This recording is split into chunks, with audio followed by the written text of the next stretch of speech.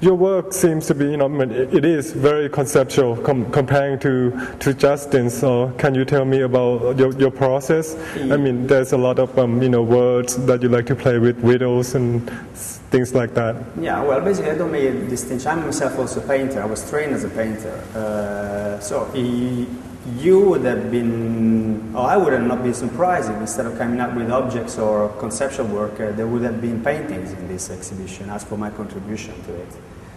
But I eventually decided not to have paintings simply because I thought like expressing what not actually expressing, making a point about some very important things of people's life was better to be done with riddle-like objects. The title said the total understanding of the puzzling disappearance of dry matter. Seems to be very scientific-like. Can you stand over here? Yeah. Is that something had to do with science? Then the paper. I mean, the paper is something that I can draw my sketches, my ideas on. Is that when I transfer my ideas on my papers, it's just disappear from my head and it's onto the paper?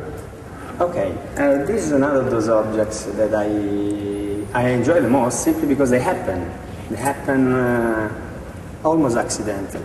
They happen to I visualize these things while doing simply other things in life.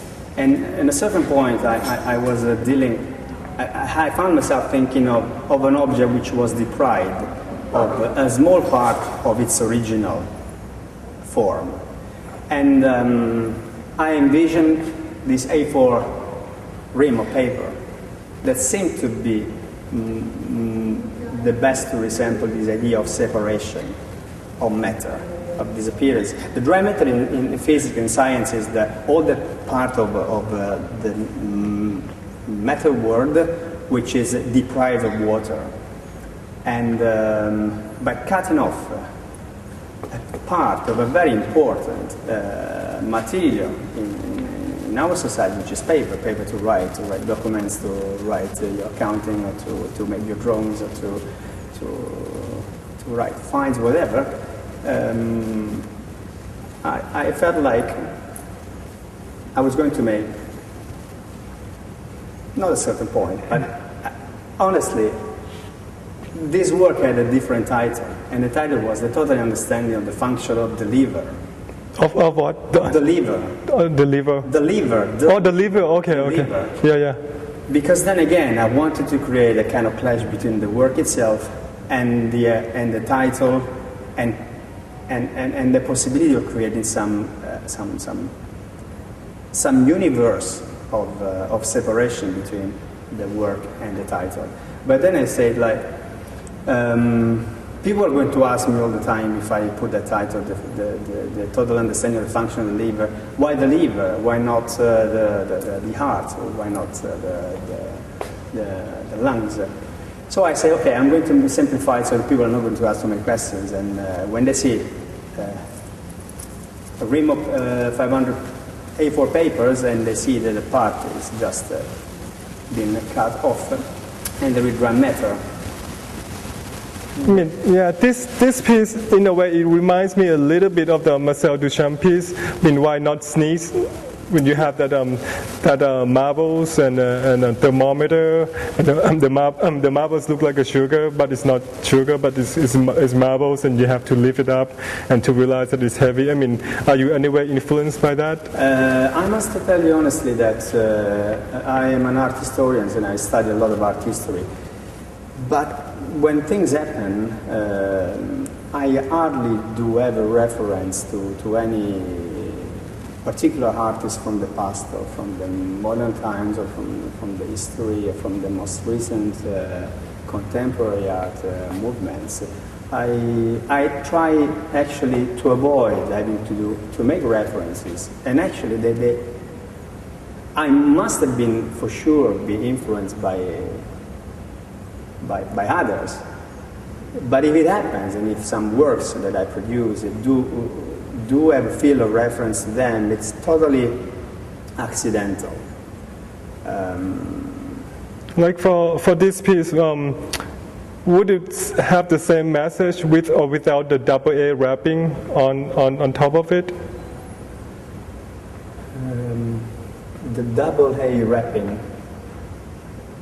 I beg you, can you? Yeah, this piece would have the same effect, if you take out the double A wrapping, it's just showing just the stacks of papers, or it doesn't matter. No. It had to be absolutely this wrapping paper, cut in that way and displayed in this way. I guess because this is what I see. This is the most common package of A4 paper that you can find everywhere in this country. So I went to look for this very package, and I eventually found it. I don't often use paper myself. I don't do drawings a lot. Most of my work is developed on my computer, so I design actually on my computer. And I hardly make sketches, but I did make a sketch of this one. And when I was visualizing this work, it was exactly this package. So I didn't have to think much. I just went out there and I bought this pack. Okay. You actually cut it. How come you didn't tell me? Oh, you didn't see that? No, I didn't. No, I thought it was just stack of paper like that. You didn't see it? No, I didn't see it. Come on. Seriously, I didn't see it. I thought you just. That's why. So it was very puzzling to you. Yeah, exactly. That's why it was. It's really puzzling because I thought you would. That's why I'm asking you. That's why I thought you just put a stack of paper. And just and say and you want the viewers to think about something else, and now there's a little surprise. See, that's what happened when you interview artists. Yeah, they're there to explain the work for you.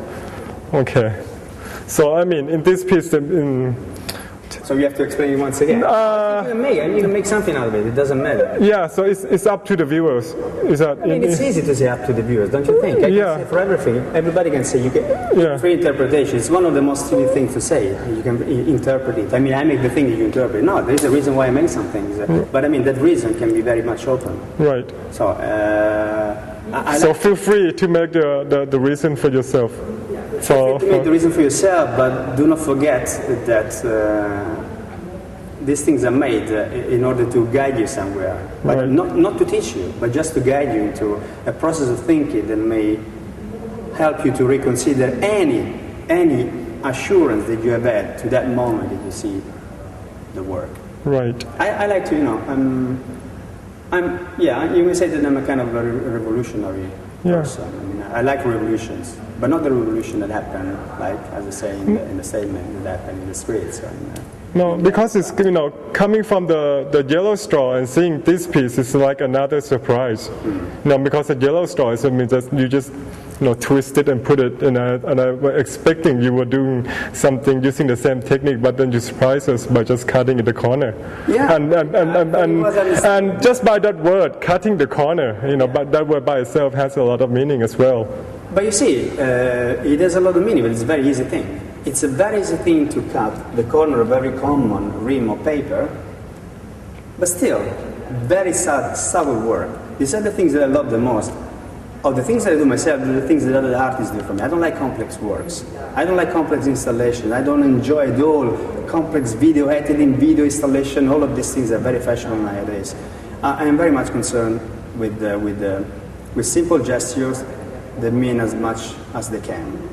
So little efforts for hopefully a great shaking of your imagination. Yeah. Thank you. Thank you. Okay, good. Okay. Well, if I use it now and I point it where I should not, then you will find out where the sign is. Because in fact, this work is about a sign, a neon sign that I. So a device to enable myopic people to capture Mr. and Mrs. Ambition from a closer distance. Okay.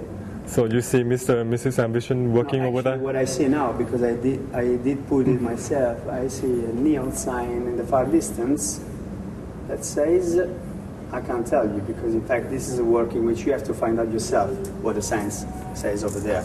And the funny thing about this work is that I was discussing with Nikon to give an award to the person that would be able to spot there in the cityscape the sign that I put. But then eventually, together with Justin, we decided that maybe if we were to give this award, it was a digital Nikon camera, during the opening, it would create a big confusion. Everybody wanted to go there and find out the sign in order to get the camera. So I decided to keep the work, no price, and just feel free to find what the signs out there says. Okay, so let's just keep it a mystery, so people have to come here and then be able to look for themselves. And if they find out what the sign says over there, then write you an email. Call and I will treat them a 7-Eleven drink. All right, thank you, Franco, for having a conversation with me. Thank you. Bye. Bye bye.